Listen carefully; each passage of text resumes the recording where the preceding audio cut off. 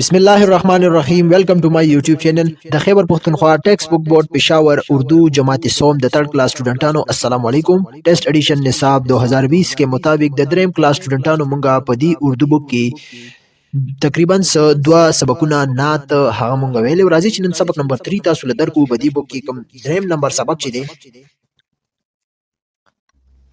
پیج نمبر 15 طرف تراشی او دریم نمبر سبق ته داغي نیم دی ګورا بے مثل ہے ذات رسول کریم صلی الله علیه و اصحابہ وسلم کی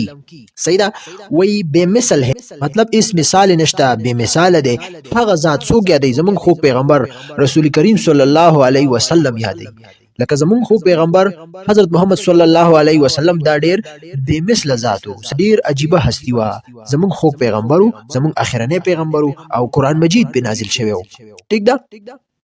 نو بدی سبق کې به خپل پیغمبر صلی الله علیه وسلم داغه چې کوم خوبیان دي داغه چې کوم مطلب اخلاق دي هغه ټول خبرې به بدی کې وایو ټیک دا سوچ ورته کوي راځو ګوره فرست سوي دا به تاسو ریډ کې سټوډنټ سوچي او بتائے سوچو کوي او مونږ ته وایي فرست کوېسچن وي نبی کریم صلی الله علیه وسلم के اخلاق سے متعلق دو جملے بتائے وې د پیغمبر صلی الله علیه وسلم اخلاق متعلق یو دو جملې مونږ ته وایي ټیک دا نو مونږ دلته لیکلي دي په پوک باندې وګورئ دلته حضور اکرم صلی الله علیه وسلم اخلاق کا بهترین نمونه ہے پیغمبر صلی الله علیه وسلم د اخلاق یو بهترین نمونه ده ٹھیک ده هغه دوه خبرې کم دي آپ صلی الله علیه وسلم ہمیشہ سچ بولتے پیغمبر صلی الله علیه وسلم ہمیشہ به رښتیا ویل سچ به ویل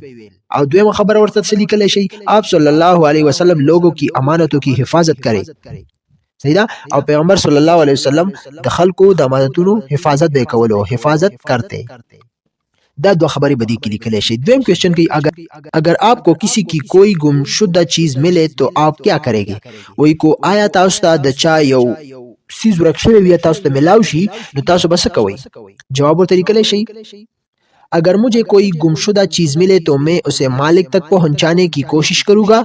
اگر مالک نہ ملا تو اساتذہ کرام کے حوالے کروں گا صحیح ده آیا کو ما ته د گمشدہ کم سیس چې ورکشوی هغه سیس ملاو شي نو زبا دا کوشش کوم چې هغه خپل مالک ته ورسوم او کو چری مالک کی پیدا نشي ملاو نشي نو زبا دا کوشش کوم چې زه خپل استادانو له ورکم حواله کوم چې هغه خپل مالک ته حواله کی ټیک د داسې جواب تاسو لیکلی شئ د نه علاوه کو تاسو لا نور ایزی د دې جوابات درځي خپل الفاظو کې هغه هم تاسو لیکلی شئ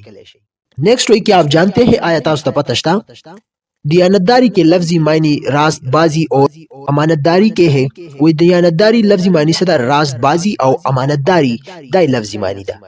امانتوں کی حفاظت کرنا لوگوں کے حقوق ادا کرنا د امانتونو حفاظت کول او د خلکو حقوق ادا کول کسی کے راز کی حفاظت کرنا د چا د راز سیدا د چا راز وی دغه حفاظت کول اپنی ذمہ داریاں ادا کرنا او خپل ذمہ داریاں ادا کول صحیح طریقے سره مال میں ملاوٹ نہ کرنا او په مال کې سیدا په خوراک کې اسکاک کې په مال کې ملاوٹ نہ کول اچھا اور گٹھیا مال ملا کر بیچنے سے اجتناب کرنا وغیرہ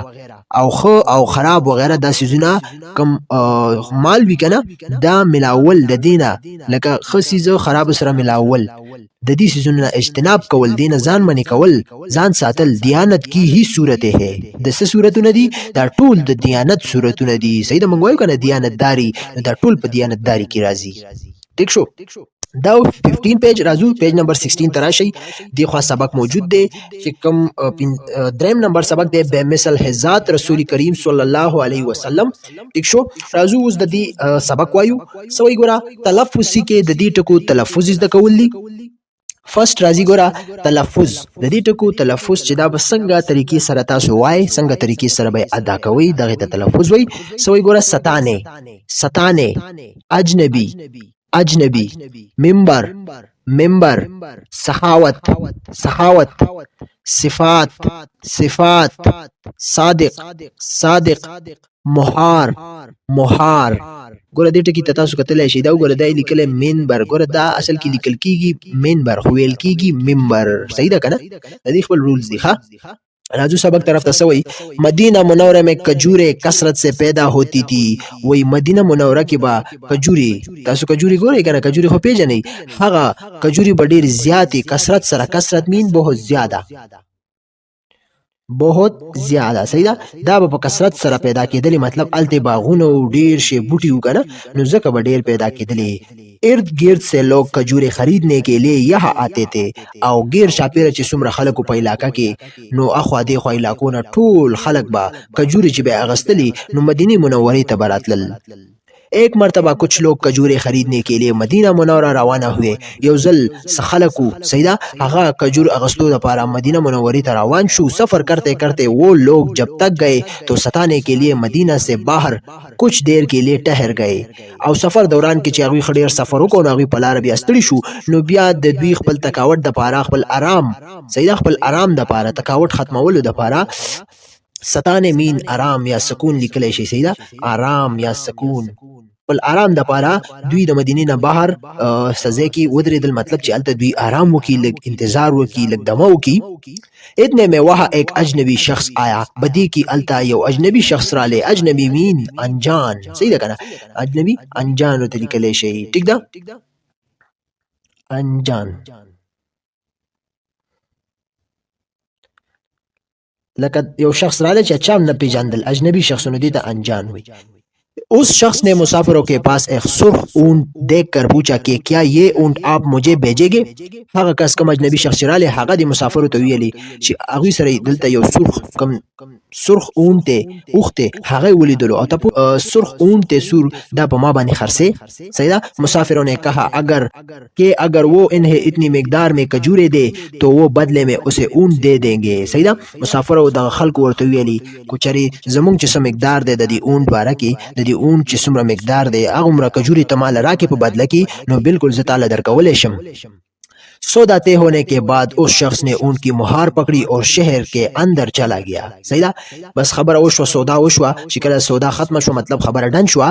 نو هغه شخص کوم اجنبي شخص یو هغه د مهار د اونټ مهار ونیول اونټ مهار څه ته وي هغه پړې چې کوم د اوختلل شي وي داسې کنه پیزوان راغلی وي او دغه پړې وي دین راغلی وي پړې نه خلک نسی کنه نو دغه شان دغه شخص دغه د اوخه غپړې ونیول داسې سایډ کې او روان شو دغه شهر کې دنه لاړې شهر کې اندر چلا گیا کم د شهر چې کم دنو اندر التلاړې ٹھیک ده मतलब शहर तरफ तलाड़े उस शख्स के जाने के बाद मुसाफिरों को ख्याल आया कि वो तो उस आदमी को जानते ही नहीं सही دا چې کله هغه شخص لاړې نو مسافرو ته دا خیال رااله چې دا خو مونږ پیژنو نو دله مونږ خپل اوخ ورکو دا به مونږ له اوس کجوري راوړي دا به څنګه چلی داسې حیران و کنه نو دا اجنبی شخص دا خو مونږ د سره پیژاندونو او مونږ ول لکه اوخ ورکړو سوئی اب اونٹ کی واپسی یا قیمت کی وصولی کے لیے کیا کرے سیدا د اونٹ واپسی مطلب یا ته واپس اوخوالو یا د کجورو یا کم قیمت چی ورته یاد کړو هغه وصولی د پاره مونږ بس کو وسو حیرانو थोड़ी देर गुजरी तो उस अजनबी शख्स ने एक आदमी के जरिए से ढेर सारी कजूर भिजवा दिए सही سلګ وخت بعد چې وخت تیر شو نو یو اجنبي شخص هغه کوم اجنبي شخص یو هغه په یو کس په هلپ سره یو کس را لګلې سید دغه په ذریعہ کم کجوري دي او چې کم دغه قیمت ته چې کمی کجوري وي خډیر کجوري ورته راولې غلیس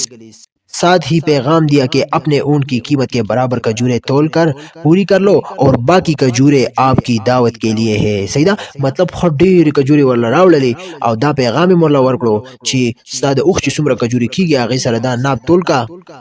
هغه سره ناب کا چې تاسو څومره کجوري کیږي هغه ته والا او باقی چې کمی پاتې شي هغه ستاسو دعوت د پاره دی هغه ستاسو دی صحیح ده کنه مسافر اجنبی شخص کی دیانتداری اور سخاوت پر बेहद خوش ہوئے او دغه مسافر دغه اجنبی شخص په دیانتداری او سخاوت لحاظ هغه باره کې ډیر زیات خوشاله شو چې دا څنګه عجیب انسان دی مال دومره ډیر کجوري مرا کړی خصي سیزم راولېګل صحیح ده کنه نو دغه دیانتداری او دغه سخاوت ته حیران شو ډیر زیات خوشاله شو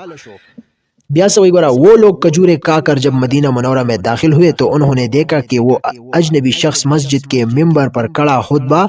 दे रहा है او هغه خلک چې کله دغه شهر ته نو تر مدینه منوره ته داخل شول نو هغه ولیدل چې کله دغه هغه اجنبي شخص مسجد کې په منبر باندې سکی خطبه وی لګیا دی خطبه وی معلوم ہوا کہ وہ اجنبی شخص اللہ تعالیٰ کے آخری رسول حضرت محمد رسول اللہ خاتم النبیین صلی اللہ علیہ وصحابہ وسلم ہے بیا دوی ته معلومه شو چې دا څوک دی دا اجنبي شخص وګو دا د الله تعالی چې کوم آخري نبی دی حضرت محمد صلی الله علیه وسلم هغه ځکه دا دومره دیانتدار او دومره سخاوت پکې صحیح ده کنه نبی کریم صلی الله علیه وسلم کی ذات میں تمام خوبیاں موجود تھے صحیح ده پیغمبر صلی الله علیه وسلم پر ذات کی ټول خوبیاں موجود وي جن में एक खूबी दियानतदारी थी और बदी की ये खूबी दियानतदारी हम हुआ सही ना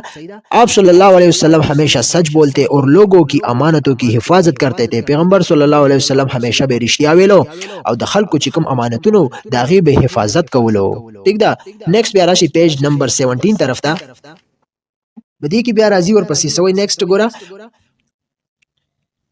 इन्हीं खूबियों की वजह से मक्का मुकरमा के लोग अब सल्लल्लाहु अलैहि वसल्लम को सादिक और अमीन कहकर पुकारते थे और ददी खूबियानु पर वजह पैगंबर सल्लल्लाहु अलैहि वसल्लम तब मक्की मुकरमी खल्को सवेलो सादिक और अमीन सहीदा सही सादिक का मतलब है सच्चा और अमीन का मतलब है अमानतदार द सादिक से मतलब दे सादिक मतलब दे सच्चा रिश्तुने रिश्तिया वही सहीदा कना और अमीन का क्या मतलब है अमीन का मतलब है अमानतदार पैगंबर सल्लल्लाहु अलैहि वसल्लम सादिक हूँ और अमीन हूँ अमानत दारम सादिकम सच्चा मुँह ठीक है ना आप सल्लल्लाहु अलैहि वसल्लम ने अमानतदारी को ईमान की एक शर्त करार दिया और फरमाया जिसमें अमानतदारी नहीं इसका कोई ईमान नहीं पैगंबर द अमानतदारी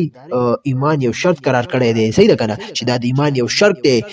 ची सीवेली बचा की अमानतदारी नबी नो दागो इस ईमान नबी ठीक है मतलब दाद ईमान यो शर्त है